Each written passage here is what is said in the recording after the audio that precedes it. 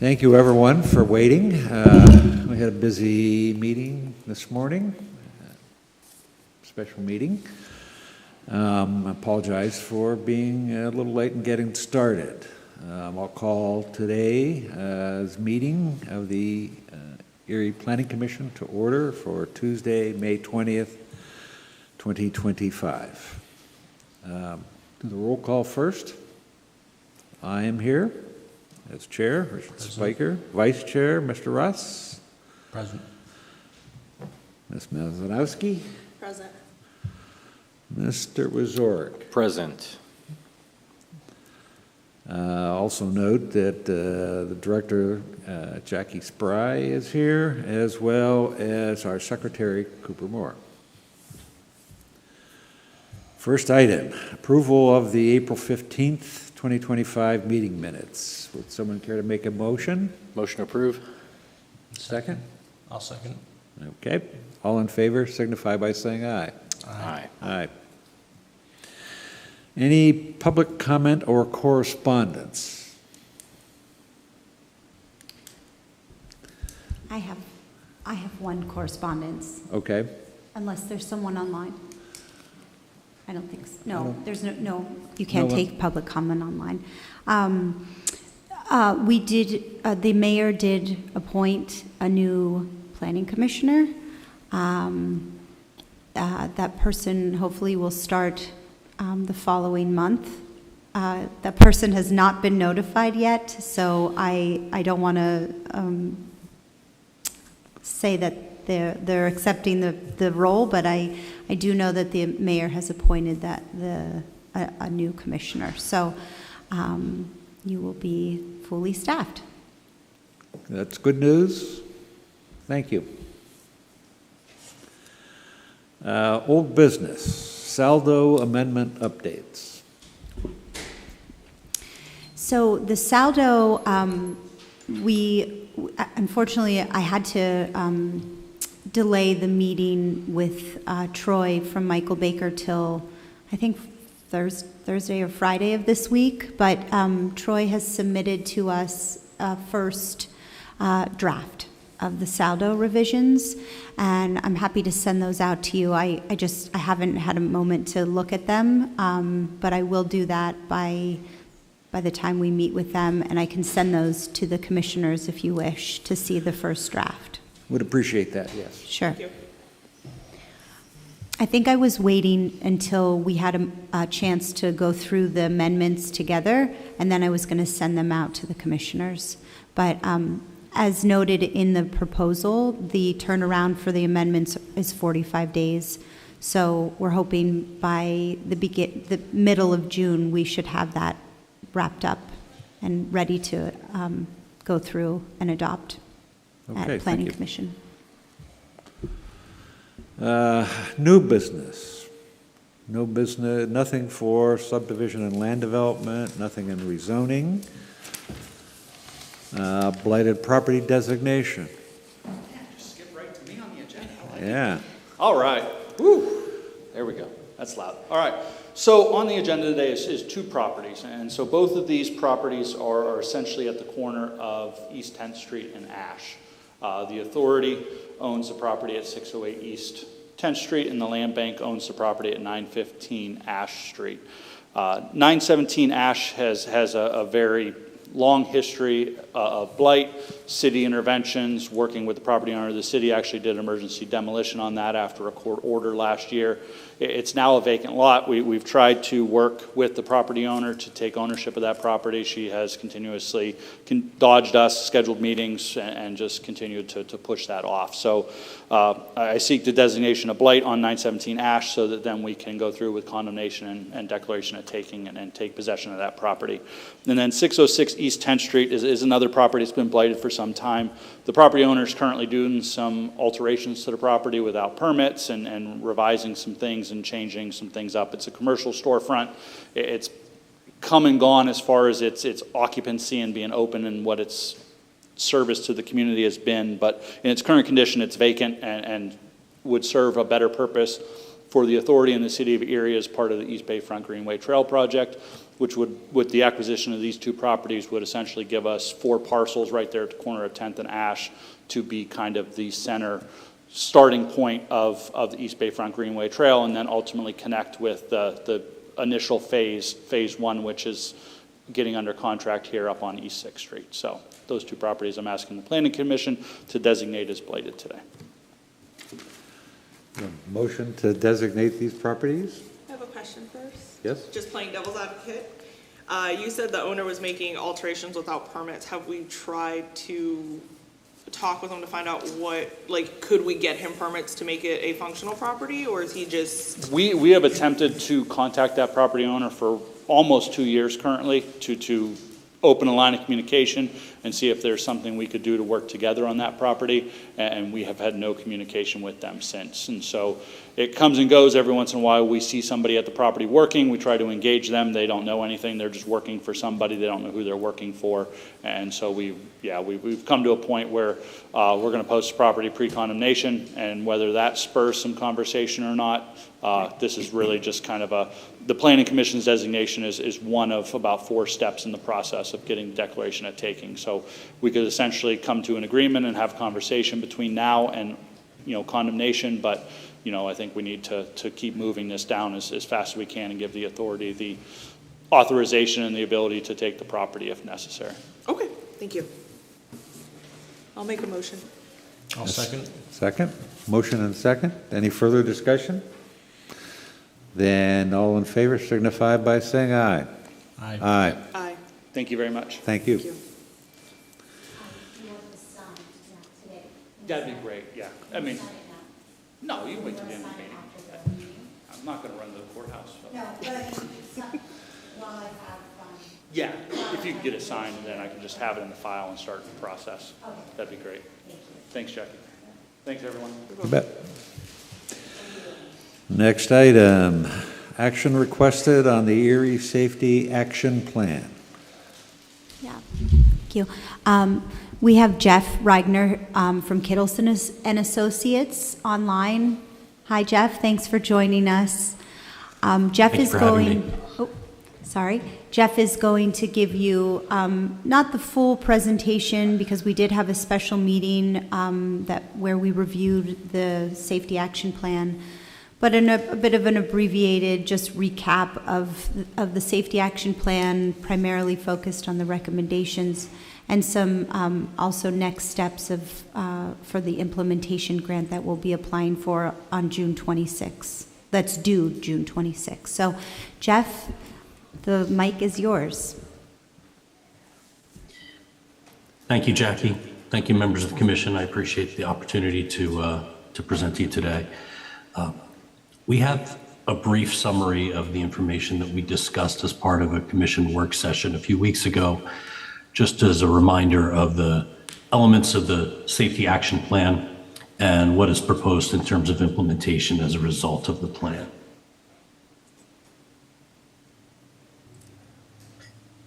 I'll give an overview of the planning process, a summary of recommendations that are being offered, and really focus today's conversation on the steps that will be taken to implement the safety action plan. So as a reminder, there's a significant transportation safety problem in the city of Erie. 200 people over a 5-year period either were killed or had significant injuries in traffic crashes in the city. A really significant issue that affects a lot of people and families in the city.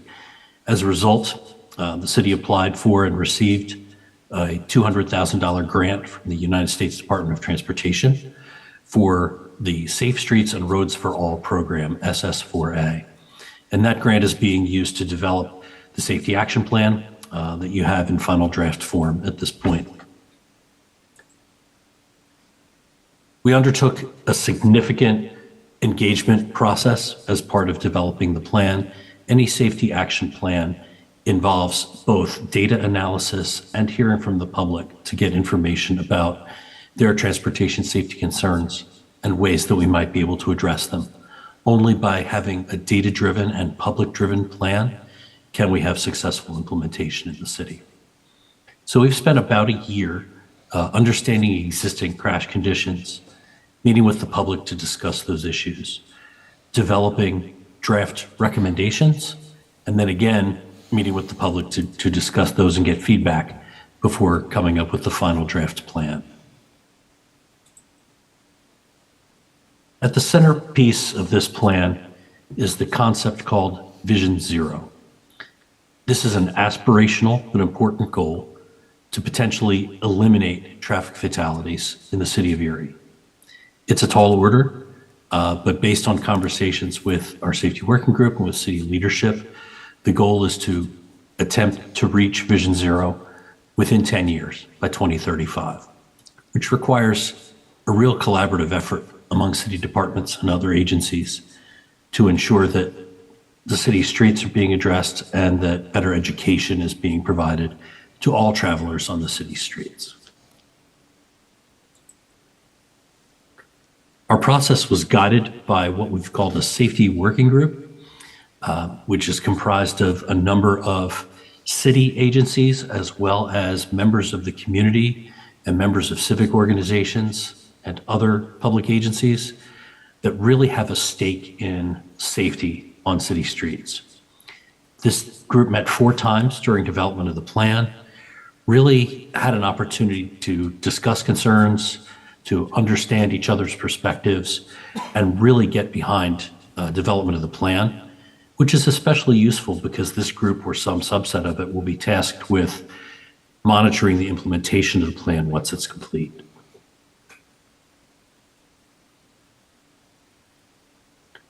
We also met generally with the public, and this was a very thorough and inclusive process. It was done in 2 phases. The first of these was held in the late summer, early fall of last year, was really to introduce the plan, share traffic safety data, and get information on people's traffic safety experiences, to ask them questions about the areas that they're concerned about. We did hold a traditional public workshop in September, but we also used a wide variety of techniques to be able to reach people who typically are not heard from as much and often don't attend public meetings. So we included online tools such as a survey and a story map, but city planning staff also spent a lot of time in the community, taking the survey to community meetings, reaching out to groups that have not been heard from as much in the process typically, to really get a cross-section of Erie citizens providing input on the process. Once we developed draft recommendations over the winter, the second phase of engagement happened in late January, early February. We shared proposed recommendations and got public input on those recommendations using many of the same types of tools. So an online story map, a public workshop, and then a toolkit of materials that city staff could take to various places like schools, community centers, and what have you, again, to try to reach people where they are in Erie. As a result of that process, we developed a series of recommendations. I'm happy to answer specific questions about these, but I'm providing a very brief overview for your use today. There are 3 different categories of those recommendations.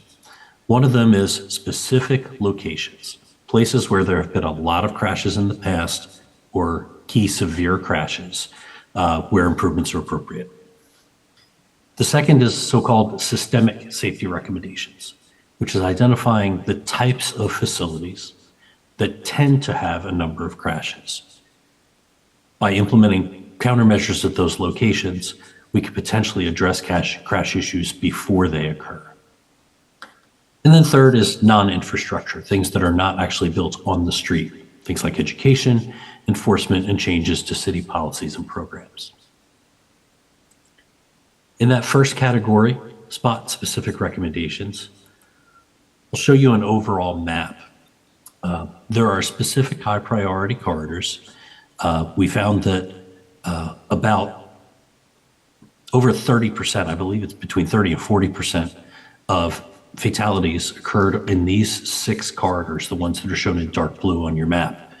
They include portions of East 6th Street and East Lake Road, West 8th Street, a large stretch of 12th Street, 18th Street, 26th Street extending east onto Broad Street of Buffalo Road, and then 2 north-south corridors, a portion of State Street and a portion of Parade Street.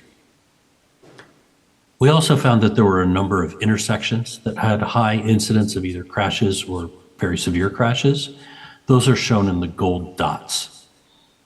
And then finally, we benefited from a study that PennDOT did in 2023, looking at the safety of vulnerable road users, which is a term for people who are walking and biking, who are traveling without the benefit of a motor vehicle around them. And we found some locations that either overlap with or complement the high injury network that's shown in blue. These areas in pink include 2 pieces of 26th Street, a portion of East 12th Street, and a portion of State Street between Perry Square and the Bayfront. I'll also note that the recommendations that are provided for the section of 12th Street that was studied as part of 12th Street Reimagined, our recommendations are generally consistent with what's included in that plan. Then speaking of the second category, systemic safety improvements, we found that there are some specific types of crashes and locations that we can address. In particular, angle crashes and pedestrian crashes are most commonly occurring at 4-leg signalized intersections. Of course, there are a lot of those in the city, so the plan includes a prioritized list based on the types of factors that tend to be present. They tend to be most likely when there are no crosswalks or faded crosswalks. They tend to occur in more commercial areas.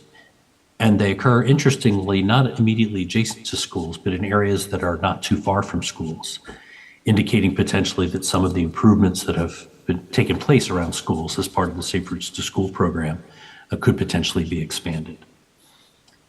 We also saw that run off the road crashes, interestingly, were a concern. That's very common in more rural areas, and we were a bit surprised to see that it takes place in Erie. But in the city context, it tends to be people running into parked cars, trees, telephone poles, what have you. And we've recommended some suggestions for those types of crashes as well. And then finally, the third category is non-infrastructure improvements. And some recommendations that we include in the plan include education, which is both better education for drivers, safety education within schools to complement the Safe Walking Routes program, safety media campaigns, and what have you. Another that we looked at and provide some general recommendations for is opportunities for better enforcement, working with the police department to better understand how staffing might be able to be provided to ensure that enforcement happens and behavior is stopped before it results in a crash. We also made some suggestions in terms of policies and programs, including finalizing the city's complete streets policy, implementing a neighborhood traffic calming program, and expanding the successful Walking Routes to School program.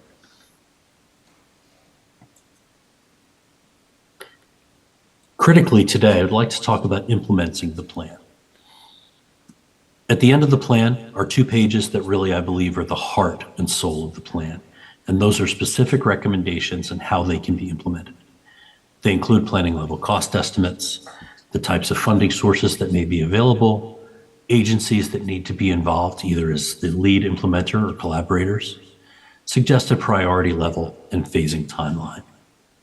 And that includes both the infrastructure recommendations that are shown on this slide, as well as the non-infrastructure recommendations or policy changes that could potentially be made. As Jackie mentioned at the beginning, we have a unique opportunity right now. So the plan will be presented to City Council for adoption at its June 4th meeting, and that timeframe is very important. The Safe Streets and Roads for All program that I mentioned earlier that funded this plan also provides opportunities for implementation. Grant applications are due for this round on June 26th. The changing federal policy and federal guidelines indicate that we're not sure there's going to be another round of this funding. The legislation shows that there's supposed to be one more round. This is the 4th year out of the 5-year program, but federal policies have been changing, as we all know, and it really is important for the city to put their hat in the ring this time around. One thing that's especially exciting is that there are already funding commitments in place for places like State Street, for example, that are not federal, and so they can be used as 20% match for this federal funding opportunity, meaning there would be no additional outlay on the part of the city, which is very exciting. In addition to that, the city, PennDOT, other parties are going to continue to look for other opportunities for implementation funding. There are a wide variety of safety programs that are available, administered through PennDOT and other agencies. And as I mentioned earlier, that safety working group that I described, or some subset of it, will continue to meet regularly to make sure that this plan does not simply sit on the shelf, but is actually implemented and benefits traffic safety in Erie. So with that, I'm happy to answer any questions that the commission may have. Any questions from commissioners? No, thank you, Mr. Regner. Thank you. Jeff, there are no questions from the Planning Commission, so thank you very much. Okay, thank you. Appreciate the presentation, and the commissioners will now take a motion to vote to adopt the plan and recommend it to the City Council. Anybody care to make a motion? I'll move. Second? I'll second. There being a motion and a second, all in favor signify by saying aye. Aye. Aye. Thank you. Motion Jeff, carries. sorry, I'm sorry. Jeff, before you sign off, because the second item on our action list here is the 12th Street Reimagined Plan. Is there anything that you can speak to a little bit more about the 12th Street, incorporating the 12th Street plan into the Safety Action Plan? The planning commissioners had tabled taking action on the 12th Street plan for several reasons and had asked to revisit that once the Safety Action Plan was complete. And just, I didn't know if you had any other comments around what types of things went into the Safety Action Plan from the 12th Street plan and sort of the parallel between the two plans, if you could. Sure. I'm generally familiar with the plan, having reviewed it several times. It addresses issues beyond simply transportation safety. So I don't feel that I'm fully equipped to speak to any of those elements. But a number of the suggested changes that were made, including improved pedestrian crossings, improved intersection configurations, additional signal improvements beyond the ones that were recently installed by PennDOT, are entirely consistent with what we would recommend in terms of transportation safety improvements in the corridor. We also understand that there was some evaluation of potentially narrowing the street as part of the 12th Street Reimagined Plan in much more detail than we were able to do in terms of our overall safety plan. But based on our observations in the corridor, as much as I would like to see an opportunity to be able to further narrow the street to manage speeds and things like that, the level of traffic in the area and anticipated land use changes really seem to render that infeasible. So in general, I would say that the recommendations that I saw in the 12th Street Reimagined Plan are quite consistent with the Safety Action Plan. So just a comment, and it's not directed at you, Jeff, specifically, but I mean, one of the things I noticed in the Safety Action Plan was, 3 out of the 4 intersections on 12th Street that were, high-risk areas aren't in the 12th Street Reimagined Plan, only a tiny section of that key strip. So it's, in my mind, as for the 12th Street Reimagined, I'm still, don't support adoption of it, but, it still only shifts the costs that, private businesses should be handling to maintain their properties to taxpayers. It doesn't, take a comprehensive view and completely ignores, the entire east side, let alone the fact that it doesn't even make it to State Street. I think what we saw with the Safe Streets Plan was a much more comprehensive and encompassing look at these areas throughout the city, not just one little stretch of, 2 miles, if that, for businesses that, you know, they're related, but they're completely separate, in my mind. So, I mean, it's again, great starting point for 12th Street Reimagined. I think there's probably a lot more that should be considered, just looking at the Safe Streets plan as a guide to, you know, how thorough and complete we would expect something to be. And I have a comment kind of backing off of what Colin said, as far as it not reaching the east side, but also, and forgive me if this was in the plan and I missed it, you were talking about like narrowing the streets and stuff to slow down traffic, but was there mention of any protective barriers or widening the sidewalks as well? I was recently walking on 12th Street by the Prep Event Center, and that sidewalk feels so small that I did not feel safe. And I know Prep has their own walkways and stuff, but I don't feel safe walking with my 6-year-old on 12th Street, you know, whether it's to an event or not to an event, because, you know, we just saw you have cars that lose control, cars that hit trees, things like that. What if something was to jump the curb? That curb is already narrow. And if you look at the sidewalks on this corridor in the 12th Street plan versus some of them on the east side, there does not seem to be a consistent size of sidewalk along 12th Street, whether it's on the north side, the south side, from block to block, anything like that. Yeah, that's why I'd love to see the safety recommendations piece of that taken into account for things like, I think agree. that was really great. Yes, I agree. I agree also with you, but because we had a scope and we had a project area that we had to abide by from what we inherited, the one thing I would like to just mention is that, you know, in the safety action plan, the recommendations are for complete street policy.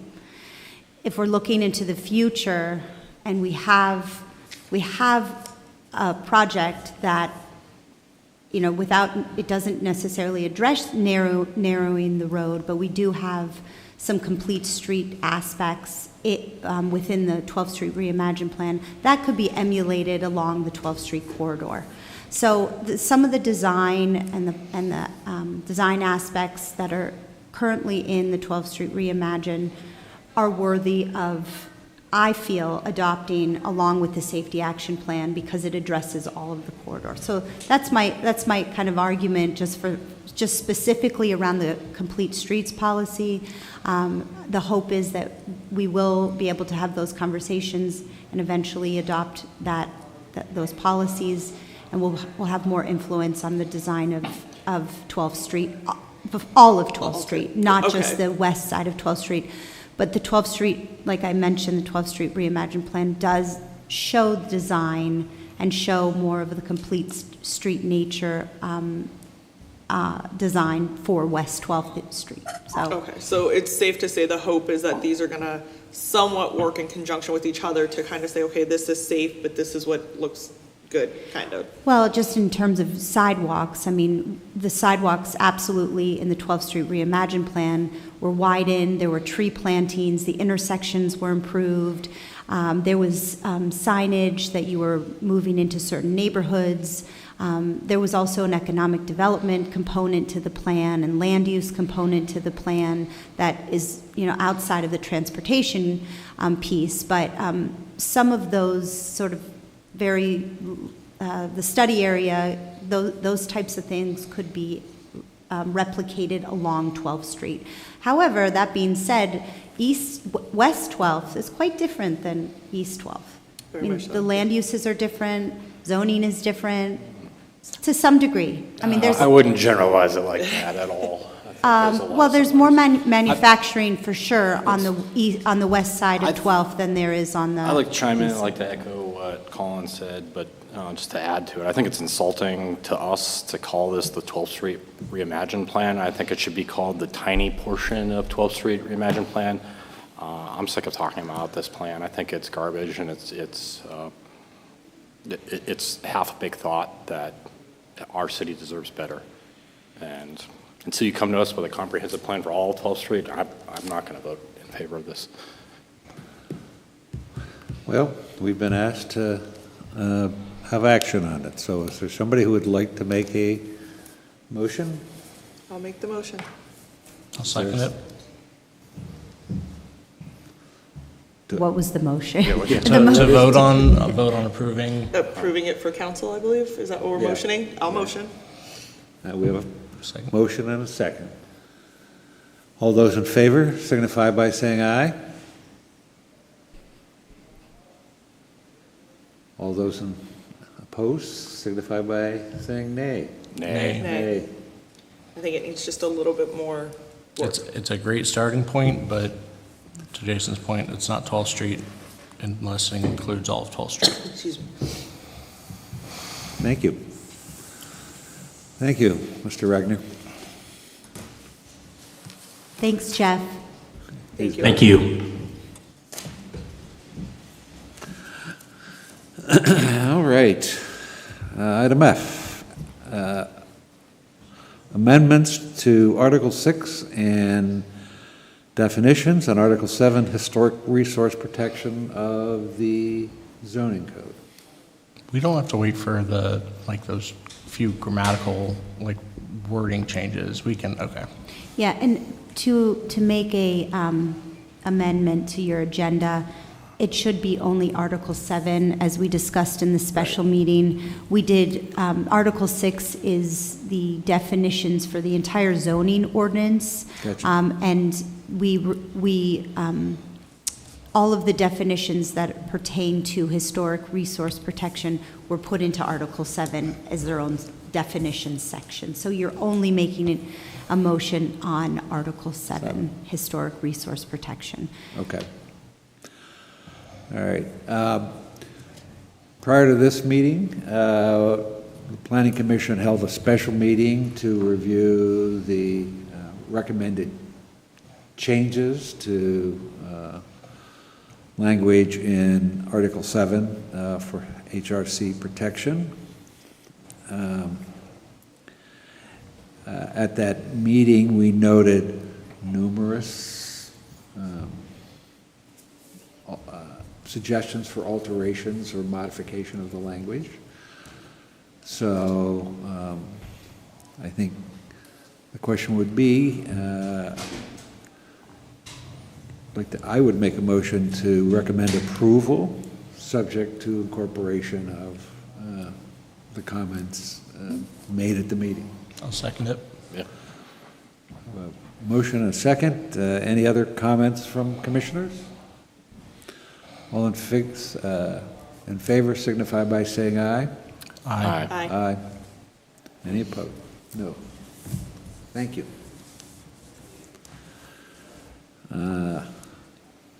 Item 6, Department of Planning and Neighborhood Resources updates.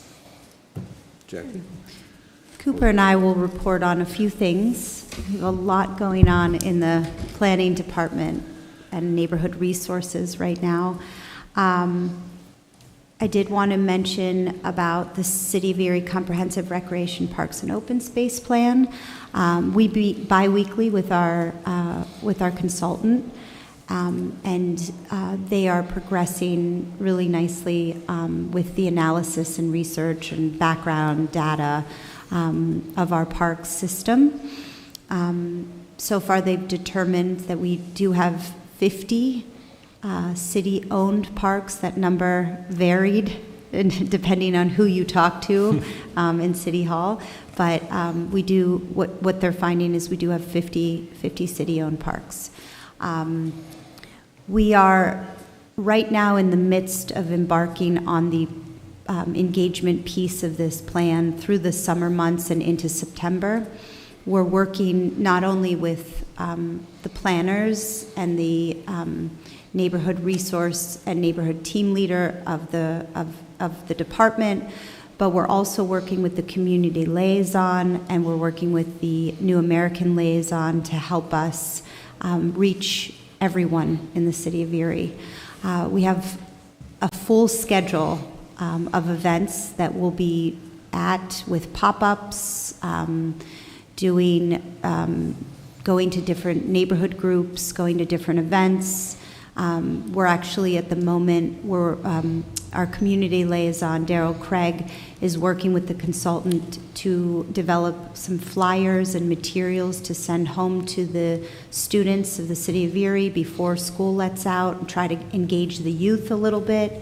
And we have other points in the summer that will be definitely engaging the youth, because it's important that we receive their feedback as well.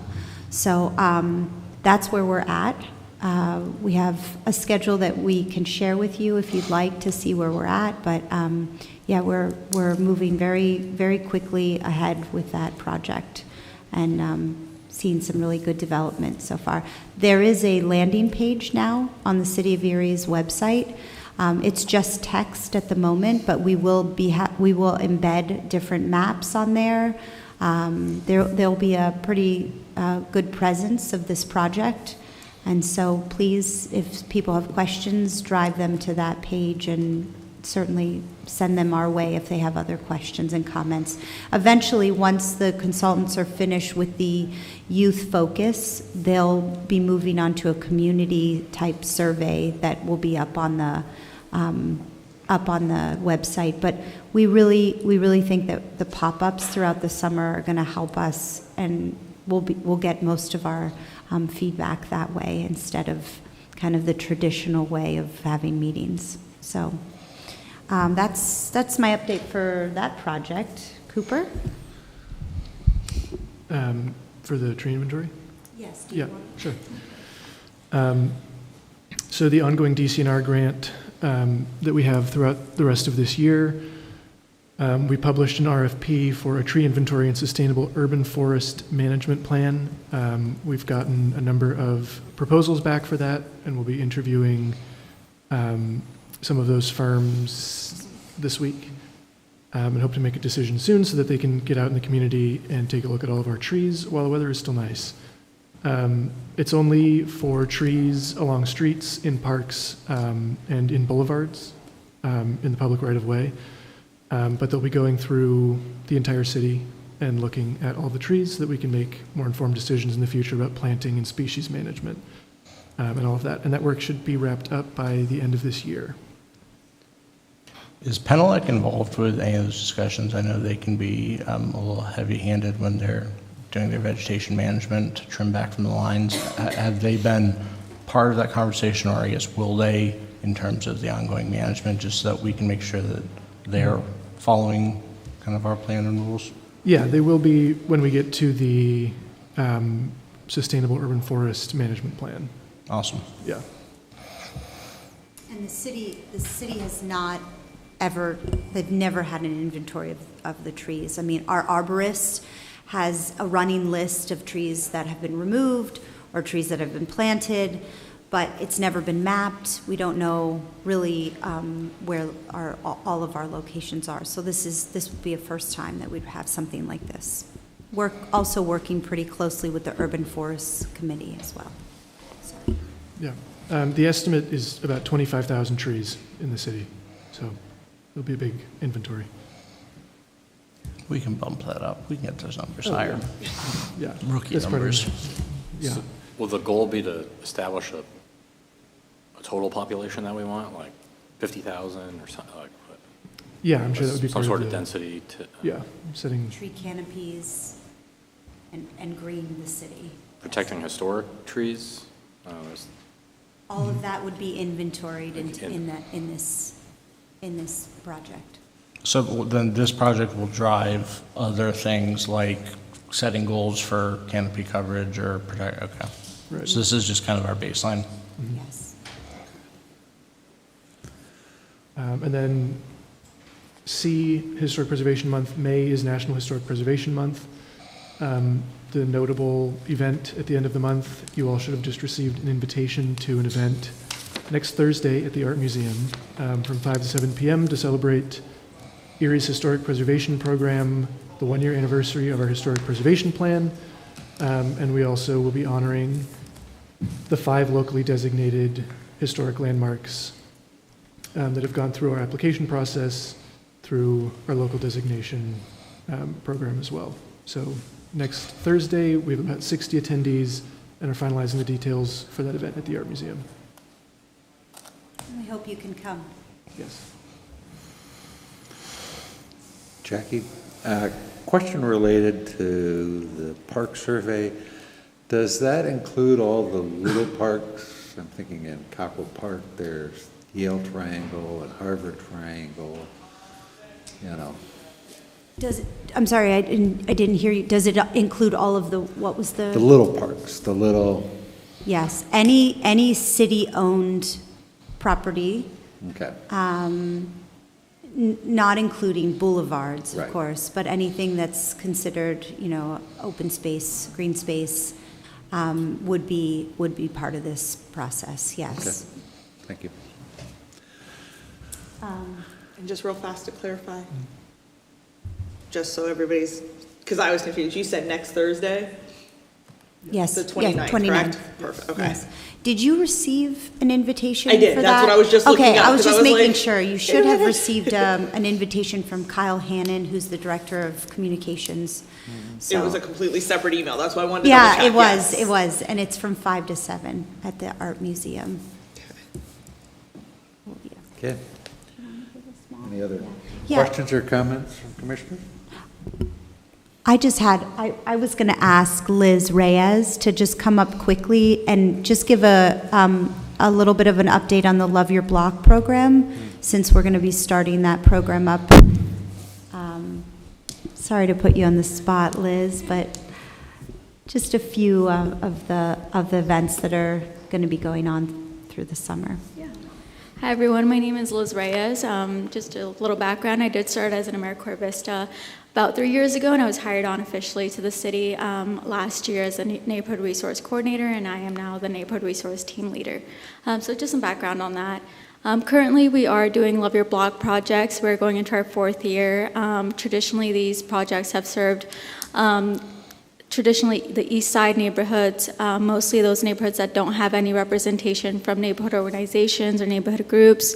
We've worked in the East Avenue, Pulaski neighborhood, Lakeside, which is Fairmount McClelland area, Academy neighborhood, Marvintown, and East Bayfront. This year, we will be providing $2,000 mini grants for small home repair projects. We will be working with contractors for some of these projects. In the past, these projects have been landscaping, installing new house numbers, mailboxes, power washing, new handrails as well, and all of that work has been volunteer-led. So we've worked with volunteers to come out and work with residents to do the projects, and it's been a great community project out in the neighborhoods.